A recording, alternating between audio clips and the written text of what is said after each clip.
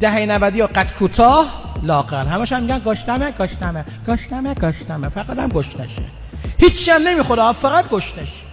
دهه 90 موجودیه 19 ساعت بیداره، 5 ساعت خوابه، نه میخوره نه میخوابه، زنده است، فتوسنتز میکنه. 5 ساعت هم که خوابه یه چشش بازه، خونه رو رصد میکنه کسی به این خونه اضافه نشه و آخرین نفر خودش باشه. 92 من دارم میدونه. در زد پدر، گفتم بله. گفت ساعت 1 شب چرا بیدارید؟ گفتم بابا جان داریم دعا میخونیم. گفت مامان چی؟ گفتم آمین میگه. ما خیلی وقت دعا نخوندیم. ما دهه 50 60 رو جوری خسته میکردن بدنامونو، میگفتن بچه بخواب، همونجا شهید میشدیم. 8 شب به رحمت خدا میرفت. پدر مادر ما هیچ وقت پیش هم نبودن، 30 تا بچه دارن، چون دعا میخوندن.